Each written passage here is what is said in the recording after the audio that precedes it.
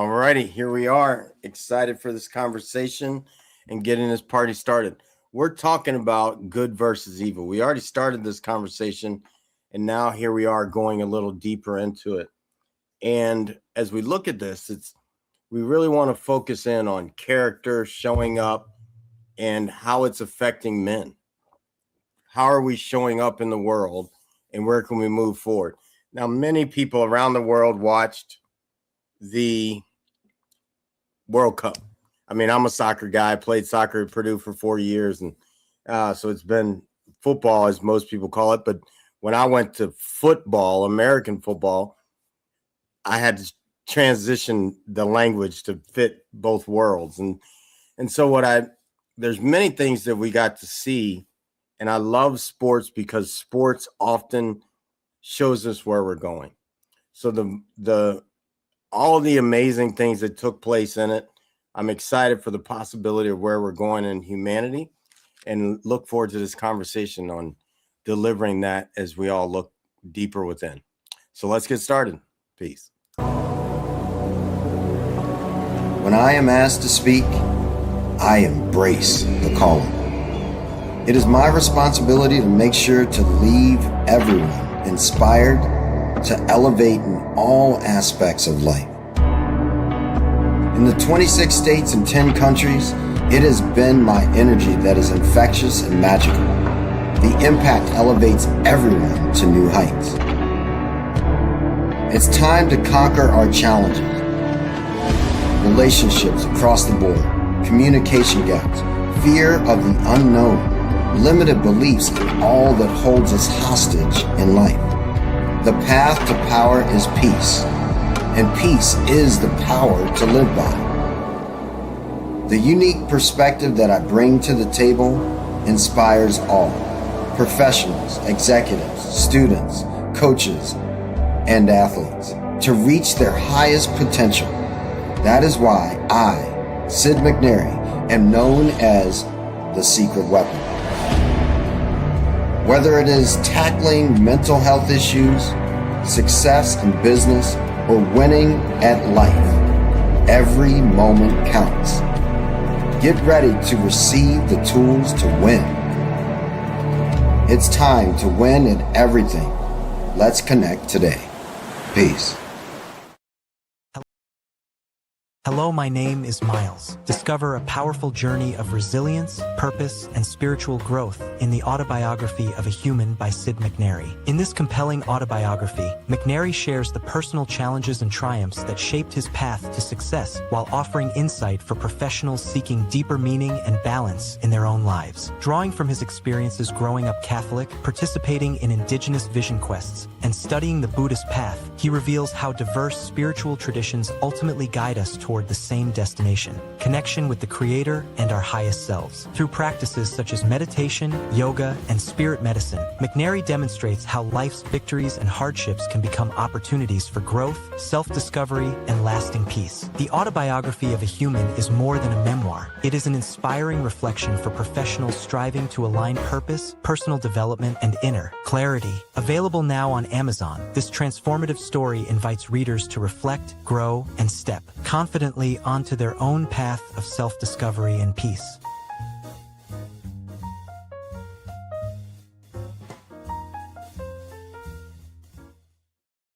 All right, here we are. Excited for this to keep going and elevate with each other. And let's go ahead and get everybody up. We got Dr. Vibe, Chris, and Coach Hightower. What's up, fellas? How you doing? Hey. Good morning, good afternoon, good evening. Greetings. Right on, right on. Peace and blessings. How many people watched any of the World Cup? A little bit, just a little bit. Awesome. And what was your takeaway? For me, if I have permission to jump in, it was great to see the World Cup do something that the United Nations was supposedly formed to do. What do you mean by that? Well, the United Nations is allegedly an organization to bring all the countries of the world together and unify for a goal in a peaceful nature, I believe their original charter was. And it seems that from what happened over the last, was it 5 weeks? That's what the World Cup done. It brought people from different backgrounds. Like I live in one of the host cities, Toronto. We had all different cultures coming over. There was no ridiculous incidents, which is a blessing. So it was great to have all people from different backgrounds and cultures come together. And we had in Canada, there was Toronto and Vancouver that were 2 sites, and there were no adverse negative incidents that happened. So that's my first thing I think when it comes about first perspective. Now I have to ask, did you all have Argentina there at all? Did we? No, did we have? I think we did. I'm not 100%. I think we did. I can double check on that. I know we had Ronaldo. I know we had him. Oh, then you didn't have Argentina because okay, then we didn't. Came so from the other bracket. Ronaldo, yes, I know Ronaldo. I had, so we didn't have Argentina, but it got down to the point. A lot of people, when it got down to the finals, it was anybody but Argentina. People didn't want it, but that's a whole other conversation. Yeah, no, I think we'll touch on that in a moment. But yeah, there's a lot of people that, I mean, 23 million signed a petition to kick them out. Yeah. Coach Hightower, what did you think of it? Man, it was interesting for me. So I've been watching the World Cup, but just been watching the different countries come together and how they was played and just how the treatment was being displayed. And just knowing the history of Argentina, it was very interesting just see how some of this folded out and just seeing how the different teams got treated by different countries. And also seeing, President Trump been involved in that. I seen it from a different standpoint versus from the sport of it. I can see it from the good. I can see it from the evil. I can see it from the political standpoint. It's a lot to it. And even with Dr. Vibe stating with the UN, making this a global thing, it's very interesting, I would say, for me, to say the least, with the different things that comes with the World Cup.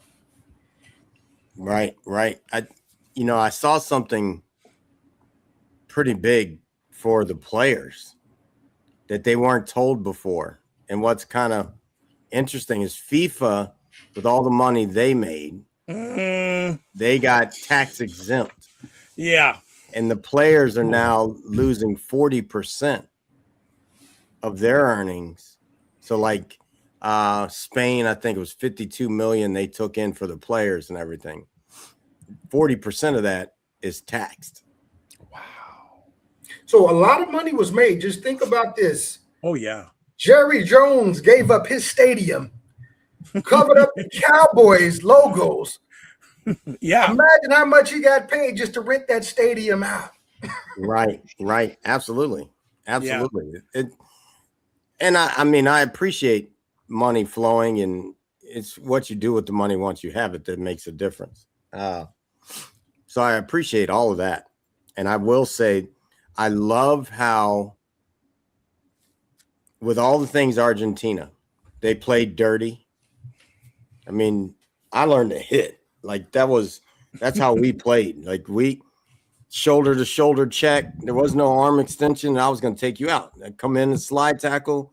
You're going to flip, but I was going to get the ball before you even realized that I was hitting you. Like that was real for me as all those years that I played. And so to watch Argentina play and not get called until the finals, where people started voicing their opinion, and these companies are now watching Instagram and all these different platforms to see how people are reacting to things. And when people started saying no Argentina, calls started getting fair. I mean, heck, they didn't even get a shot on goal in the finals. So they got handed. And now, to see 23 million people signing for them to get reprimanded, and now they got fined 10 million. Bless you. They got fined 10 million as a club.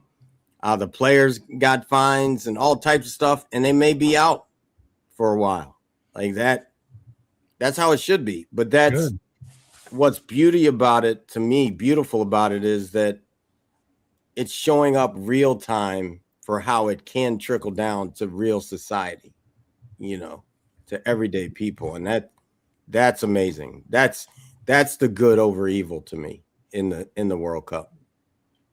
Yeah, it's nice to see. It's nice to see that accountability in real time, because so oftentimes we can sit there and cite different situations that have happened, even in the current administration here in the United States, where you're sitting there going, okay, what's the accountability? We've joked around here, release the files.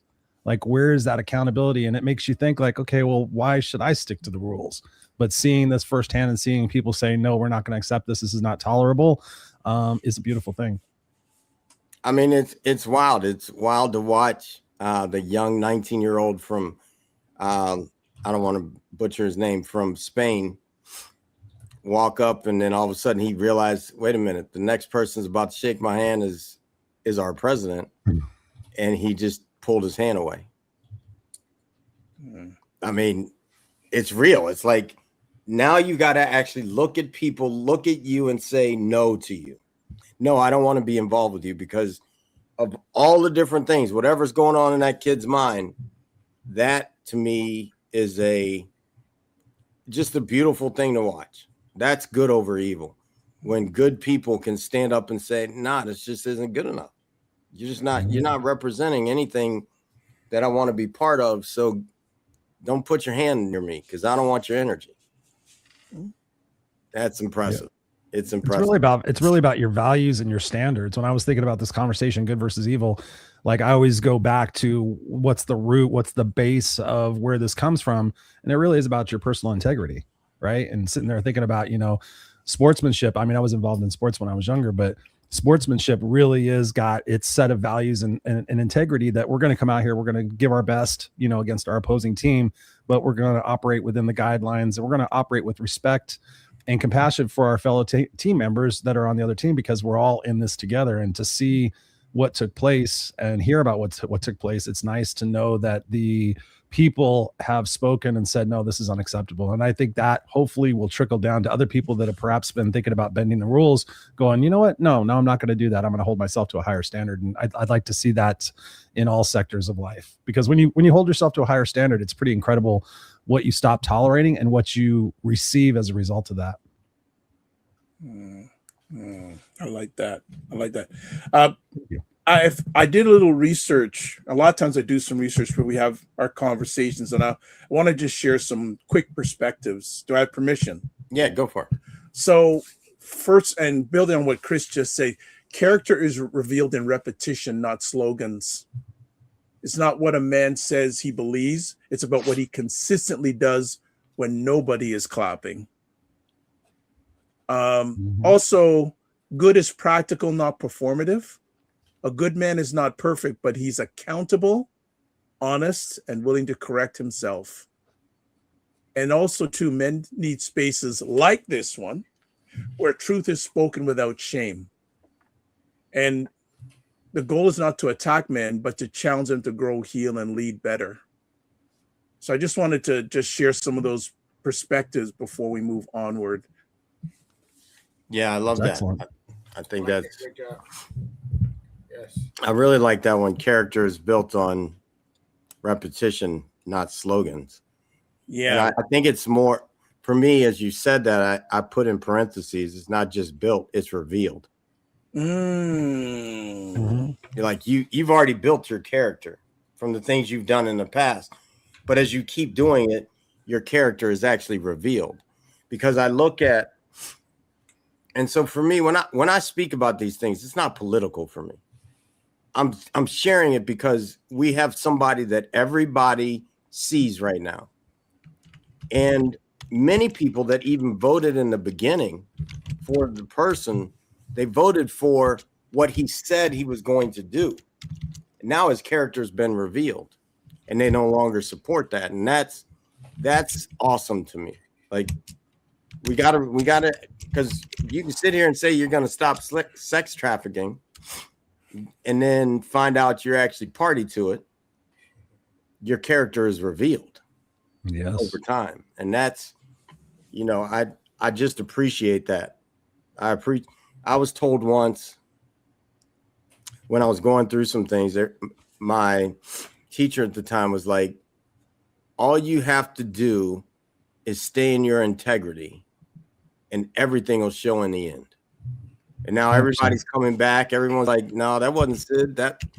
Well, hey, I might be too far for you to get to me now, but yeah, you see it now. Because the real is the repetition of it has revealed who I am.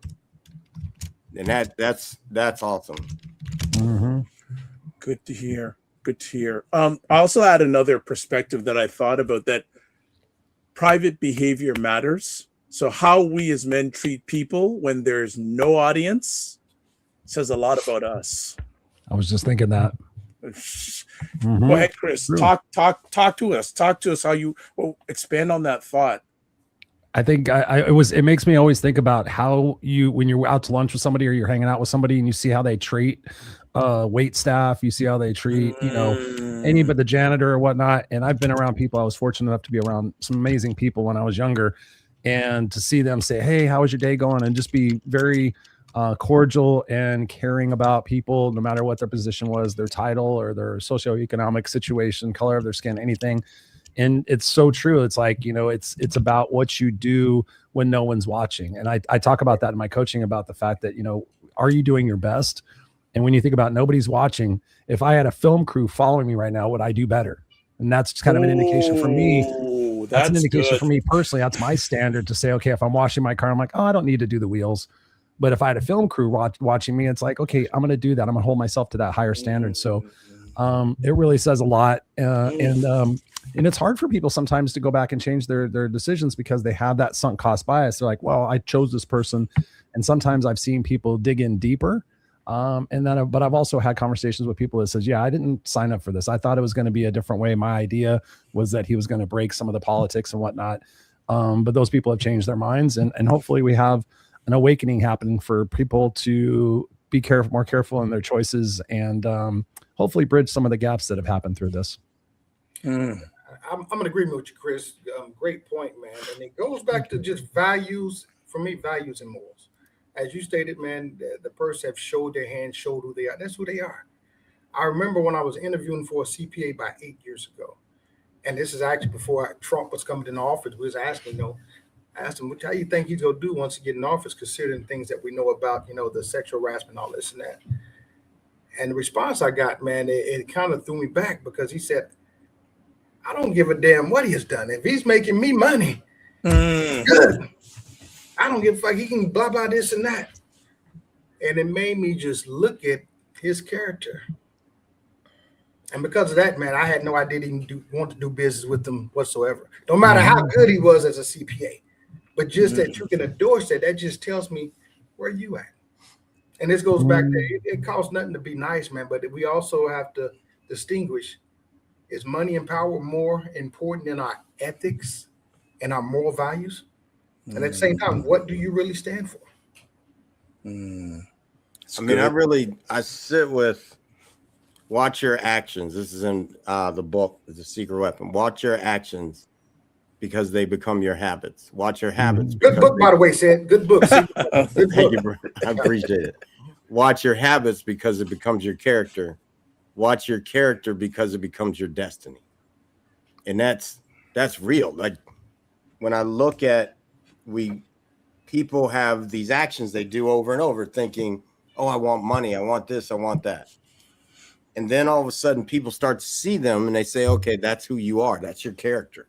That's how it's showing up. And your character becomes your destiny, because your character actually is the mechanism that is producing the fruit that shows up in your life. Yep. And it's just so important to look at, for me, what did I just do and what did I just receive? Because they correlate, and we're seeing it, the correlation to actions showing up as the fruit of the labor here. And that's not it for me. Brothers, I can leave the conversation now. I got my hour already. You guys have given me an hour already. I'm going to ask a question. And whether you guys want to answer it, or I guess in a broader sports scope with men, when have you seen a man's character tested the most? I could say one situation. I was in corporate America for 30 years, and my boss was the vice president of finance and operations, and ex-military, and just really wrote the book on values, morals, ethics, character, fairness, applicability of rules. And there was a situation that was going down in the company where people were trying to do some uncouth things. And I watched my boss, Dana, rise to the occasion, seek first to understand. He goes, I'm going to go walk around to all these people and figure out what the hell's going on from their perspective and find out where the miscommunication is. And then we're going to get everybody in a room. We're going to have a conversation about this. And he was very direct. He was very intentional about fairness, but also accountability, and not losing his cool because of the outcome of the situation, what it resulted in, what it caused for the company. And I just watched this guy, maintain composure and he didn't try to belittle the people that were trying to do bad things and kind of screwed up and cut corners. He didn't make them feel bad, but he did make them feel responsible and accountable, and had them explain what it is that they were thinking about while they were doing it, to set the example for other people that were perhaps thinking about, oh, well, they got away with it. Next time we're going to do that. And then, we'll be the number 2 department or whatever. And so I saw him like plan and prepare for all of these situations because I was helping him. And I just had so much respect for him for having that fairness of mind and going about and executing exactly what he said he was going to do. Even if the people that are his bosses didn't necessarily agree with what he was doing, he stood his ground and he stated his case, and he was able to win everybody over, and just gained so much more respect from everybody else in the building. And from that point on, everybody always went to Dana for, no matter if he was their department leader or not. Dana, can I get your advice? Dana, can I get this? And I watched those situations, and it helped me become a better person and a better leader. Go Dana. He's retired now. Yeah, I'm going to jump in on this and say, where have I seen people's character compromised? That's the question, correct? I'll just say it again. Where have you seen a man's character tested the most? Got it.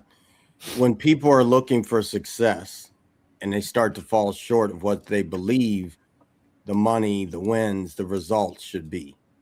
And I watched going back to the World Cup. I watched it with Argentina when they lost. Character was compromised. Now all of a sudden they're starting the biggest fight ever in the World Cup, and then you see their character show up again when Spain goes to get their awards. They turn their back to them. Like I watch that all the time. People who have money first, wins first, results first. Characters often compromised because they'll do anything. And I've been there. Like I'm 458 wins as an athlete and 98 losses. Now, fortunately, if I compromised any of that, my character, you didn't play. Fortunately, I had coaches like that it didn't matter if you were the best or the worst. You didn't suit up. So then the result was never, ever compromised for me, because that was going to get you benched quicker than playing bad. And so I live from that place, and I see it often with people that results compromise when the worldly thing, which is results, and then when I define success for myself, it's success is inner peace through all things. It's not about the wins or losses, because success looks like, if I lose, can I still have peace and figure it out to be better next? Yes. And that's and losing can be money, can be actually scoreboards or whatever. It can be my wife, is she happy with me or not? Or my children in that way. And that's when it makes a difference, is that inner peace at all times, through all moments. Nice. And that's true. I mean, at the end of the day, we all have to lay our head on the pillow. And this is something I teach people, is like, will you go to bed tonight feeling proud and feeling accomplished for the choices and the decisions that you made when no one was watching, right? And thinking about that. And I know for myself, there have been times in my life where I was around people that didn't follow the rules, that broke the rules, that were criminals and doing all sorts of things. And sometimes I was, in the wrong place at the wrong time. And it allowed me to see two different variations of what humanity can bring. And ultimately for me, I chose the high road. I chose to take the ethical and the route, of being able to be that person to go to sleep at night and be proud of the things that I said and I done. And there's been situations in my life where I could have easily covered it up. I could have easily taken advantage. I could have easily done these things and gotten away with it. And you're at that fork in the road. And for me, it was a no-brainer. It was like, okay, there is that option. However, I want to be able to love and trust myself. And if ever it comes out, I don't want people to lose faith and belief in me, because that matters to me. Right. And it matters more to me than the win. It matters more to me than the fame or whatever it might've been at that moment. It matters to me that I'm a good person. And if I die tomorrow, I'm leaving behind a pretty cool legacy that I set the example for others to follow. And that's like really my point, is when you lead by example and you set the example for, even if somebody's not watching, somehow, some way, your character will come out in something else, and people will see that, and they will have more admiration and respect for you, and perhaps reconsider some of the things that they're doing in their life. And that's always my hope. Chris, I'm just going to be sure. I just want to, if I have permission, add on what you said, that legacy for a man is built in everyday choices. Yes. Small decisions about discipline, respect, faith, and responsibility shape how a man's remembered. 100%. Keep your promises to yourself. That's what I tell people lately. That's my little slogan. Like, just keep promises to yourself. You're going to do it. Just get up 5, 4, 3, 2, 1 and do it. And have that sense of self-trust and love and understanding for yourself that, hey, yes, I can do these things, even though sometimes my negative self-talk will try to jeopardize that. No, I can actually keep my promises to myself. I can stop allowing people into my life that aren't conducive to my mental health or my peace, as you would say, Sid. And that's conscious decision making. And sometimes it's tough and it sucks. I've had to let people go from my life because it just didn't resonate with me and it was draining me. And, tendencies when we get to be drained, we tend to make bad decisions. And I'm just like, no, for me, it's almost black and white. It's like, it's a no brainer. And I would say this, at our men's retreat that we do every year in Broken Bow, Oklahoma, the Real Man Talk, and we actually partner with the Gentleman Roundtable. Two things I coach men on: as surrendering and also executing. When we start to surrender and understand things that we may not be good at, things that we may need some work in, things that we may just not be willing to let go of, we tend to start to get those results. And then we got to execute. Sometimes we don't know how to execute, don't know when to execute, not strategic with the execution, or using excuses not to execute. So I tell the men every time we get together, it's so amazing because we get to have these vulnerable talks like we're having now, gentlemen. If you're really in your purpose and you're looking to leave a legacy, we don't have a lot of time. I'm all for sports. I'm all for, being lazy here and that. But when you're on your purpose, you don't have time to watch sports all day. You don't have time to play video games all day when you're living in your purpose. Right. So that goes back to surrendering and executing. We have to execute, but we also have to learn to surrender and also actually be vulnerable as well. Well said. I'd have to say, the one thing, because a lot of people bring up sports when they say lazy or sitting around. Like, it's never been that for me. And I've watched sports all day. Like, I lived in my life was sports. Like, you're talking, and I outworked probably every job there is called college football. Every job. So, and that's all day sports now, and ain't no lazy to it. So I think one thing that shows up for me is most people don't understand what they're looking at when they look at something. And so then they say these things, and I'm just using this as the example.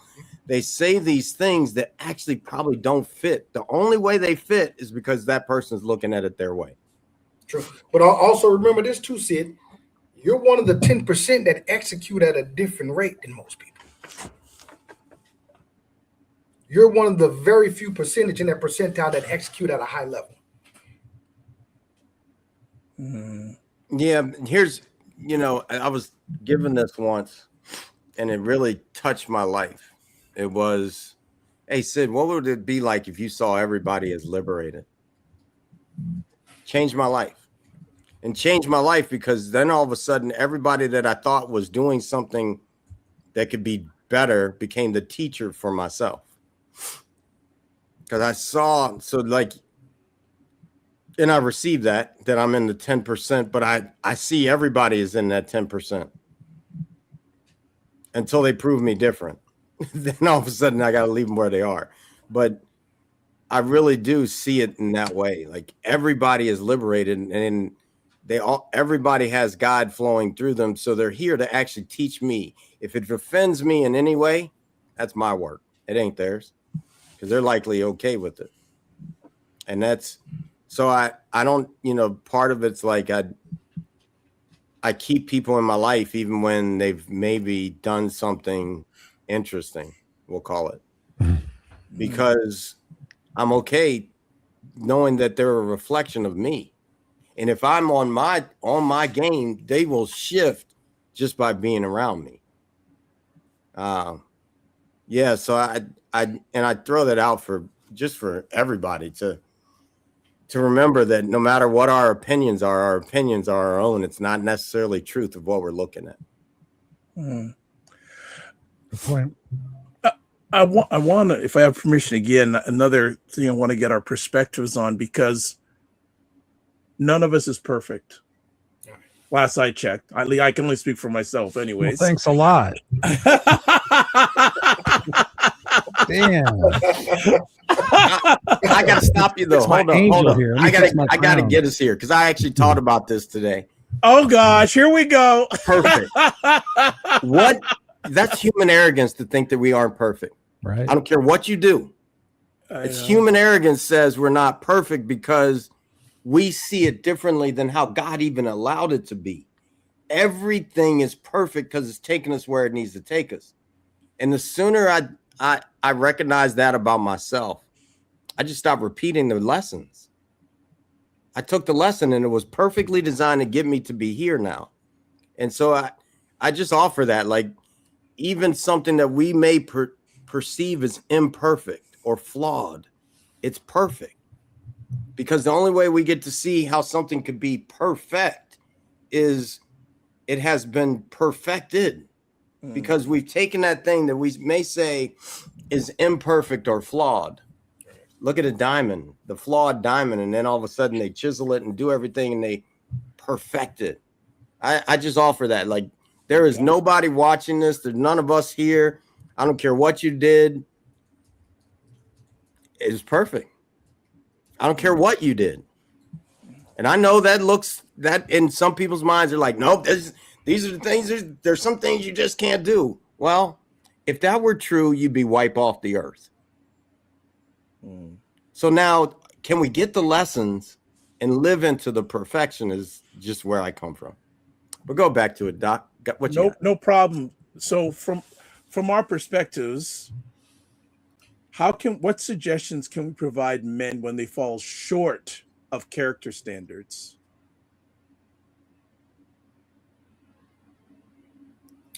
That would be easy for me. I mean, I think about in terms of the people in my life that I respect and admire, real people in my life, also famous people. But there are two men in my life, actually three men in my life that are no longer here. And I just think, what would Dana do? What would Bill do? What would my grandfather do in this situation? I know that I trust their values. I trust their judgment. I trust their advice. So it's a case of act as if.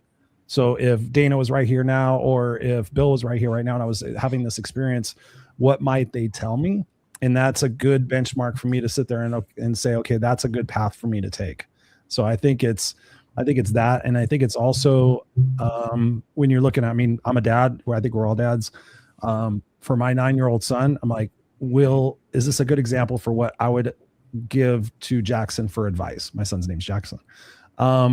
And so there's just a few barometer tests that I go through. It's not too often, because now at 57 years old, I'm pretty adept at being able to figure, what's right and what's wrong, and what's a good way to go and what's not a good way to go. And usually it's my gut. Like, my gut will immediately sit there saying, something like somebody wanted me to start a business with them a couple of years ago, and it was massive money. And I felt based on the character of the person, I felt like this was not going to be the wisest choice for me. And the person was really surprised that I turned them down to be a co-creator for this chemical solutions company, and the marketability and all the stuff they were going to put all the money in. And I almost thought I was shooting myself in the foot, but there was something in my heart that said not to do it. And to this day, it hasn't been done. So I'm wondering what happened. I just haven't asked the person, but yeah, those are some of my thoughts. Well, I would say everything is energy, man. Great question, Dr. Vibe. And what I tell men, I think the data is 15% of men suffer in isolation. And I tend to find, even when we're talking about sports, man, we thrive together, being part of that brotherhood, that wolf pack, that team. And when men start to separate and isolate, that's where the issue's coming at. So I always tell men, find that community that you want to be with. Find those people that you inspire, that you want to, achieve certain status and things that you want to do. But it goes back to having that community. If not, man, I tend to find when I'm coaching and consulting men that they tend to deal with things on their own. Mm-hmm. And they're kind of on an island by themselves before you know it. They're creating issues that didn't have to be issues. As long as we stay within that wolf pack, as well as tuning into things such as the men's circle right here. So great question, Dr. Vibe, and great response, Chris. Thank you. Doc, can you say that question one more time? Yeah, absolutely. How do men recover after they fall short of the standard they set? Well, it's pretty simple to me. Like, you got to recommit.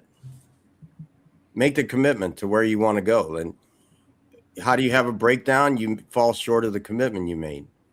And so how do you have a breakthrough? You recommit. You get back on track. It's really simple that way. It's like the person who says they want to quit drinking and they go and they have a drink. Well, how do you get back to being free of that? Stop drinking, recommit, make the commitment again. And I think that's, for me, when someone falls short, well, then that means you knew the mark. You knew where you wanted to get. You fell short of something. That's called a sin. The definition of sin is to miss the mark. So once you've missed the mark, well, then get back on track and keep going. Like, that's it, and what people don't really realize, because we're all going from we didn't know to learning something to it becoming unconscious. And so when we get in that space, we're all coming from, if we don't know it, we're not going to do it. Forgive them, Father, for what they don't know they do. And then all of a sudden it becomes, get into it, recommit, and get going. And if you sin, get back in. It really, we've kind of made this stuff so hard because we think about it too much. When it's just called, all right, if you knew the mark, then you got to get on it. That's it. Just recommit. And it's okay if you fall short. It's perfect because it shows you where you want to go. I think that level of freedom in your mind is how somebody gets there. It's so true. I mean, when people ask me about success and happiness and whatnot, I tell them, and they're surprised to hear this sometimes if they know me, that I have failed more times than I've succeeded. I have stuck my foot in my mouth more times than I've said intelligent things, but I keep getting back up. I keep re-energizing myself to say, okay, that wasn't a failure or a mistake. That was a learning opportunity. And sometimes we have to reframe some of the things that we're doing in order to have that perspective, to not shoot ourselves in the foot with constant negativity, constant judgment. It's about that falling down and getting back up, and then realizing that we are powerful people and that we are adaptable, we're malleable, and that really, going back to the book we talk about sometimes, is iron sharpens iron. And so you got to make sure that your circle of influence, like we have here, and we all have in our private lives, that our circle of influences supports that and allows us that safe space to say, man, did I screw the pooch today? Oh my God. And being able to have people pour into you and say, hey, that's not a big deal. Tomorrow's a brand new day. You're going to be able to get back up and you're going to realize this is a way that not to do it. And so I always encourage people, like, fail your way to success, take imperfect action, and recognize that it's all part of that growth process, because I personally wouldn't be sitting here having this conversation with you guys today had I not made so many mistakes and blunders and trip ups and whatever it might have been But because of my tenacity, I am very successful and very happy. Great job. Great job. Glad to hear that.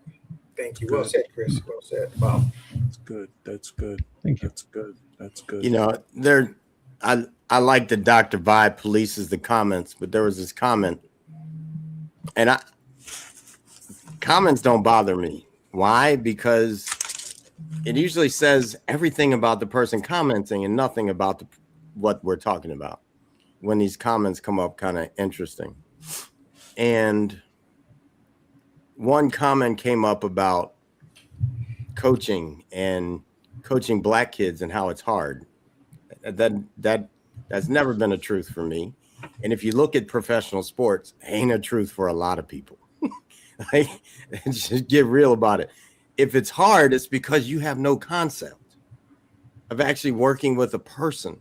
And so that I really see things like that. Like, if it's hard on me, it's because of me. It has nothing to do with everything out here. Like, I can walk into anything. I can walk into David Duke's restaurant in Alabama. If you don't know who David Duke is, he's KKK leader. I could walk in there and make friends. Why? Because it's not hard for me.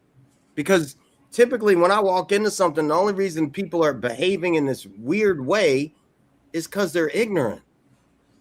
And so then I'm here to, all right, I'm here to enlighten you, to give you, and enlighten means we're all enlightened. If you're watching this, you have the light in you. Now, your level of enlightenment may say a whole nother thing, but enlightenment to the highest is turning the light all the way up.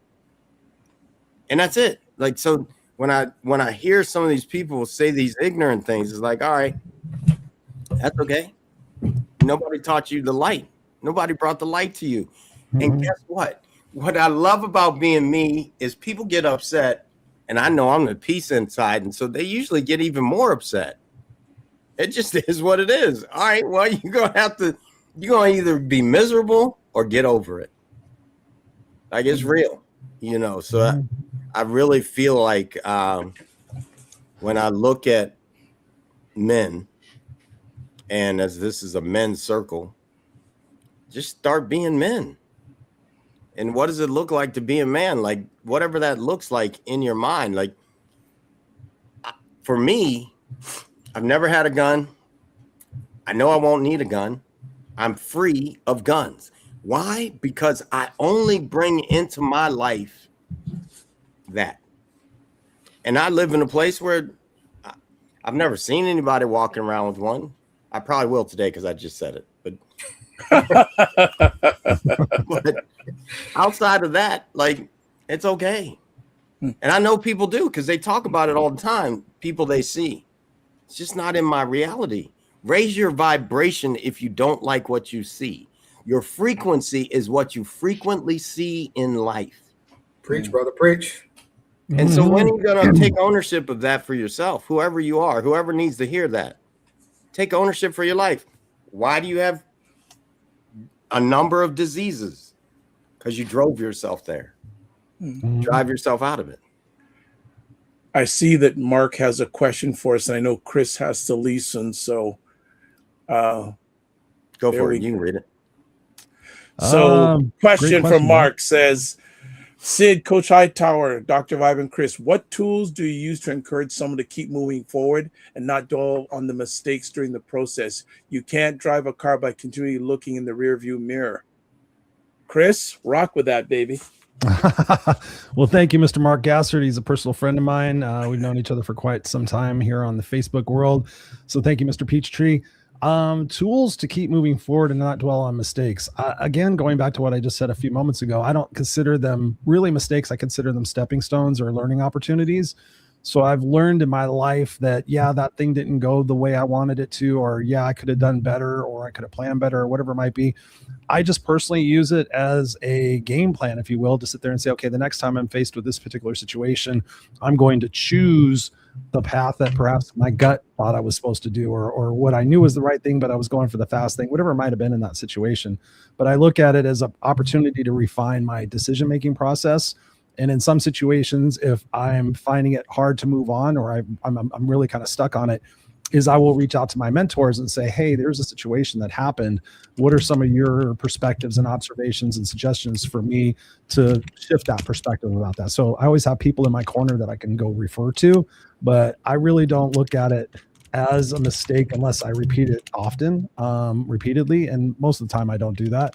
But yeah, I will seek out help, or I will look at it on how I can reframe that to be a positive. And all of the quote unquote mistakes that I've made in my life have allowed me to sharpen my pencil, if you will, whatever, if it was personal relationships, professional relationships, negotiation, coaching, whatever it might have been, those, because of those situations, it allowed me to become that much stronger for having experienced that. And so that's the way I look at it. In a weird way, I look at failures and mistakes and things of that nature as my opportunity to even become stronger and better in whatever it is that I'm doing.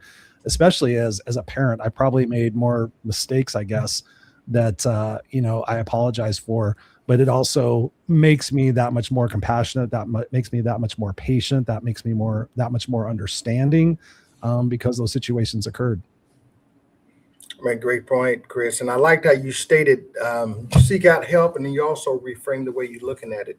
I will go a step further and add, and those are great tools. One, you have to give yourself grace. And you have to get over yourself. We all make mistakes. And this is actually all right, Chris. Love you guys. Thank you. Sorry, I got to run to an appointment. Thank you, guys. Take care. All right. But this is part of the journey. You're going to make mistakes. Give yourself grace. Look at what it was that you made mistakes to see how you cannot make that same mistakes, but you got to keep moving. Bottom line, you have to give yourself grace. And what's up there, Dr. T? I see Dr. T in the comments. Dr. Chi. But you have to continue to move. Do not let that mistake slow you down and stop you, because that kind of goes into the enemy's hand. He wants you to stop moving. He wants you to stop producing. You got to keep moving. Give yourself grace and keep moving. I'm going to go with, there's two things when I look at this question of when someone, how do you go forward? I'd say the first thing is check who you're with. Like, who are you surrounding yourself with that now you've got this new thing or this repetitive thing that is showing up in your life? Who are the people you're hanging around? If you want to elevate your life, elevate the crowd around you, your environment. And then the second one, I'd say, what are the things you're doing? If you find yourself getting caught on a thought, what's the music you're listening to? What are the videos you're watching? What are all those different things? Because it's all creating from the thoughts that you keep plugging into.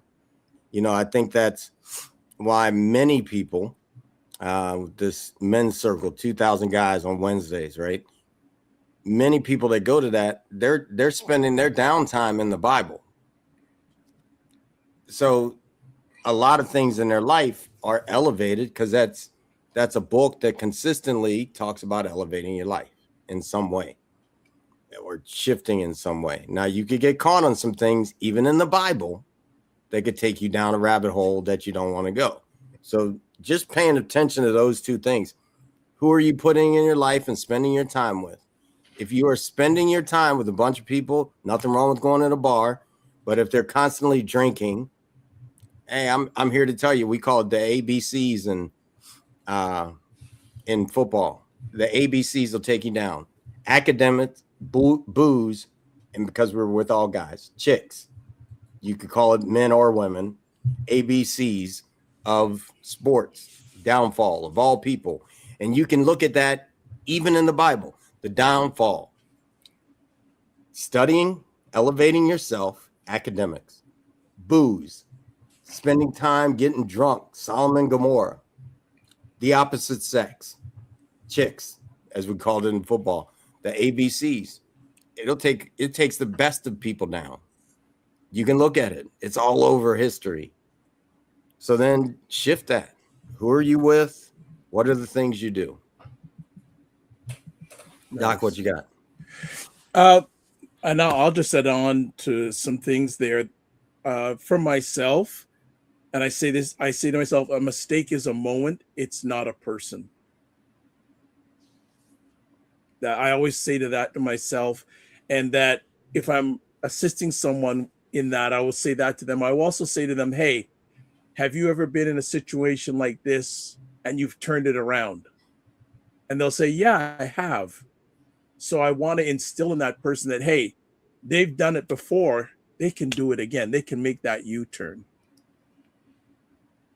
Yeah, love it. Love it. You know, so those, and I want to add on to what you were saying, Sid. And for a lot of men, there are usually 4 things, especially in these days, that cause a downfall of a guy.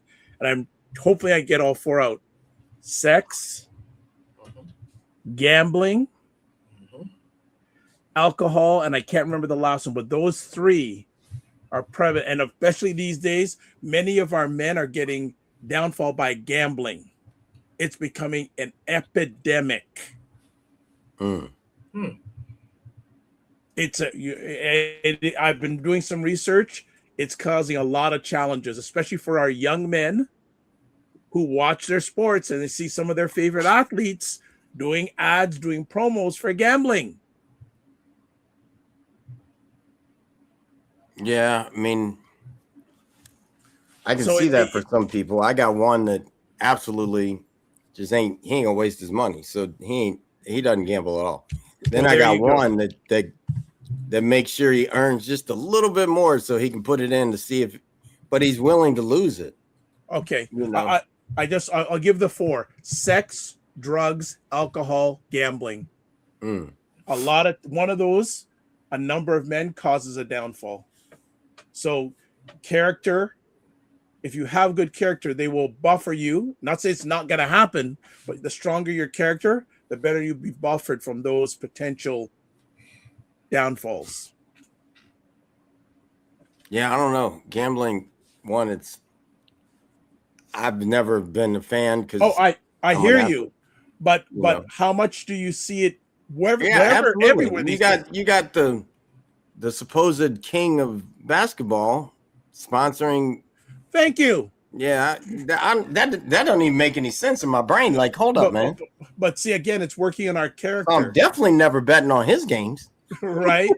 and you look at a wider thing, they have these betting markets now, the Kalshis and the poly markets. Bet. So it's testing our character.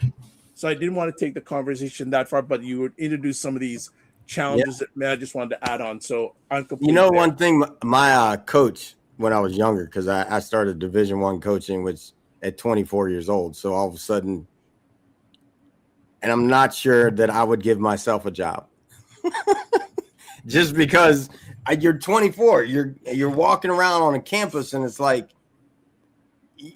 I didn't know what kind of power that really looked like. Right. Like at 30, I'm a coordinator walking around on these campuses and it's like, hey, everybody on the campus, like our head coach was 31. So we walked around everywhere knowing where we were in that way. And so, but one thing Joe told me when I was at Northern Illinois, he said, Sid, because someone mentioned stay out of bars. Joe didn't say that. He didn't say that at all. He said, Sid, you want to go to the bars? Take your wife. And you go to the bar, no one's going to say anything when they say he's with his wife. And that's been my deal ever since. Like, all right, if I'm going somewhere, Liz is with me all the time. Like, what do you mean I was hitting on you? I'm sitting with my wife. I'm good. No, there wasn't anything like that. And so I don't, we go into bars all the time. And now I haven't drank in 20 years. Great job. But great job. I can go in anywhere. It doesn't bother me because I'm in me. Like I'm going to be in my integrity no matter where I walk in. And I think that part of why people fall is it's so easy for the dark lord, the devil, the negative energy to say, hey, here you go. You'll feel better this way. So they instantly throw it away. It's not worth enough to them, but that's okay. That's perfect. It's perfect in that way because you fall enough, you just stop wanting to fall. Like, so you have to fall. Like, some people just have to fall. Like, I was one. Hey, I know we love our music. There was an old song by New Edition called "Can You Stand the Rain?" Right. Absolutely. Yeah, but we know what their reign was happening. They were in it. They were in it with the football players and everybody else. It was real. Good stuff. Thank you, Mark. Thank you, Mark. Yeah, Mark, thank you. Thank you. And Barney, great comments. Hey, Mark, where's your kid coaching? Love to hear that. Yeah, I love that I went through, man, I've just been through it, right? Like, I coached football. Then I got in yoga. And I taught classes with thousands of people. So, and you only have like 10 guys. Now you do the math. Like, it's real. Like, you could be the ugliest person in the world. Somebody's going to think you look good. That's just the way it was. And so, and then I went into performing on stages as a singer. And I thought I had seen it all till someone threw off their top and was just standing in front, everything off. Like, so, and fortunately, like I said, take your wife. No, you ducked. That's my wife was right next ducked, to her, right? You with ducked. her shirt on. And I was like, okay, cool. I'm just gonna look at my wife, because otherwise I can't even sing, because this seems so weird. So I'm just looking at my wife the whole time, and my wife's looking at her, laughing and smiling, and they're high-fiving. I'm like, this is just strange. It's okay. Like, I really feel like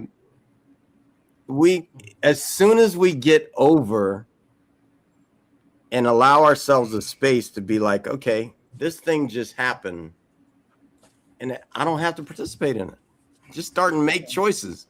Don't give it power, because if you give it power, it's got power over you. I don't give these things power. I just can't do that. And I think you gentlemen put it best with the power in regards to that energy, and also surrounding yourself with, good people and good energy that you want to be around. If not, you can find yourself drifting in these areas. And great point, Dr. Bob. Them was a lot of the areas that men, suffer in. When I'm coaching men, it's usually one of those areas. If not, it's a multiple of those areas. Yeah. And that goes back to, discipline, self-control. This is part of the journey. As Sid stated, and I heard Chris stated, we all have fallen. But you got to keep moving, and we have to avoid those things that's pulling us away. I have to say, if you haven't fallen, you ain't living. Yeah, true. Like, you're not on earth. Facts. Like, well, I mean, in Christianity, they say everybody's a sinner. So if you haven't fallen, you just don't even know that you likely fell a few steps ago. You just don't see it. Yeah, I think the sooner we get to, life isn't hard. People want to make it hard, right? Like, because everybody goes through something, and you can find people that are just at peace with whatever the something is that comes up, and keep moving. Like, for me, it's like, all right, if something shows up that's, all right, that doesn't feel solid, I'm just doing something else, and I'm not repeating it. So I never say I'm sorry, because I am, two most important words in the English language, whatever you put after it, you become. So you will, I know I just said it, because I'm only because I'm teaching, I'm going to delete it out of my brain, but I am, and putting that word sorry behind just doesn't work for me. So I apologize, and I instantly change my behavior. And I don't take my action that caused me to have to apologize as a bad thing. I just figured out where I want to go from here forward. And that's it. Just recalculate, recalibrate, and go. The alignment is the assignment. So if I know what I need to align to, that's my assignment all the time. Just keep aligning to it. I had enough failed relationships to realize I wanted a good one. And I changed the direction of it. It's not rocket science. I just said, no, those actions that I was doing kept getting me to the place that I didn't want to go. Let me just stop doing that. But I'll also keep in perspective, said, I love the awareness and what you just spoke about. We have to be careful to the words that we use. As you stated, you broke that down. I am. When we start saying things such as sorry, you're actually putting a spell on yourself. That goes back to good and evil. We have to be careful with the words that we use. Most people, when they hear me, I always say grand rising. I don't believe in saying good morning, understanding what it really means in regards to morning. Nobody wants to wake up morning anything, but we do want to be up, rise, and feeling alive and vibrant. So words are very important, and thank you for reminding of us of that, Sid. You know, and I think we also have to look at, there's a, I'm going to go back to the comment. Staying involved with church activities can help. Yes, very much. And I like that you said can help, because we have plenty of people in church that have fallen to some weirdness. And we can go to the Catholic Church. We can go to all the churches. That's the thing. Like, I think that when we get in this space of like, okay, I'm putting these blinders on and the devil doesn't live here. The devil lives everywhere the goodness is happening. Everywhere. Yes. It would like to, you want to know, the devil probably knows the Bible better than any of us. Like, it really does. Because then it's like, oh, you the truth will set you free. Let me give you this truth. This thing feels good. And you're right. Good and evil does exist, Sid. And let's not forget, and the Bible speaks about this, Satan himself still has access to heaven. The devil, as they say, the devil's in the detail. Yeah, the devil's in the church. It's everywhere. The entertainment industry shows you all the time, if you look at it. Evil, good and evil exist. Absolutely. Yeah, that's why we had to do a part 2 on good and evil. Because it does exist.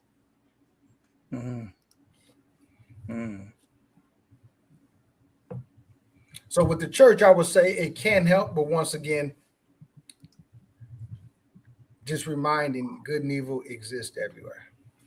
You know, my Pastor Joby at 1122, he says this often, that because he's leading the church, he actually has to live it up stronger, because if he doesn't, it's coming.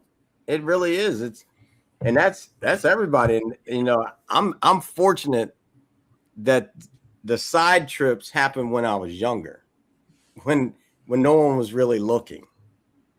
Like, yeah, I'm not even going to get into it. And now it's like, all right, everybody's looking. Well, half the time I'm at home alone, because I don't even want to be in it unless I'm out there delivering a message, being with people because they need it. I'm just good staying out of it. You know, I think it's just important that way. So, and making sure that I have a bunch of solid dudes in my life. This is a men's circle. I got awesome women in my life too, but you better have some solid dudes in your life.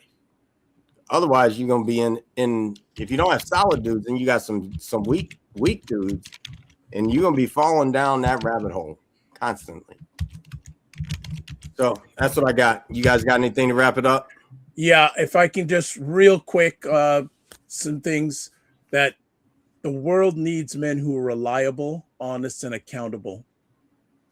So my last call to action is: don't just agree with the message, choose one action, take it today, and become the man you say you are.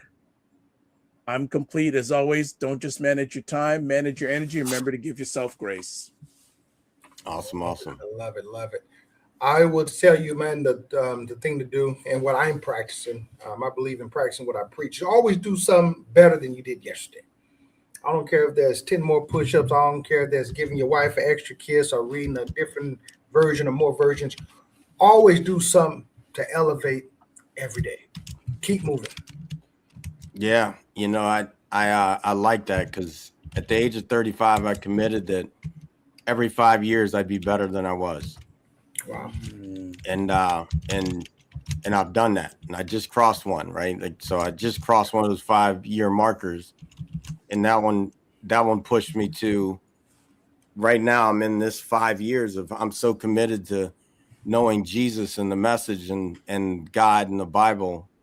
That's my next marker. You just keep elevating. We're here to grow. Like, we're here to evolve. And so I think that's important for us to do, is to just keep reaching for that no matter who we are. Keep growing. Yes. All right. Appreciate you guys. Look forward to next week. Yes. And everyone, thank you for being here. We'll see you soon. Peace. Thank you all. Peace.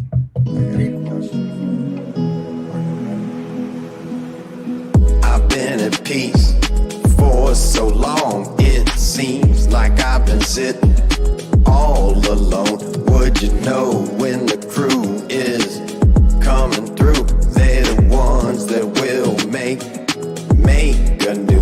Gotta go, gotta flow, gotta choose the truth. We the ones that will raise the roof. Let's roll up and throw down. Let's go and feel the sound. Good vibes, one try.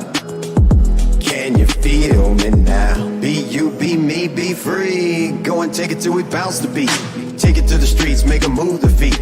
I can slow it down, look in my eyes now. Just like you two want it fast. Spread them wings and make it last. God was the one to erase the past. Time to bring it forward and see the forecast. Did you hear it? Did you hear it? Lift your dreams and fill the glass. Did you hear it? Did you hear it? Lift your dreams and fill the glass. That was God's broadcast. That was God's broadcast. Time to embrace the peace. Time to embrace the peace. Time to embrace the peace.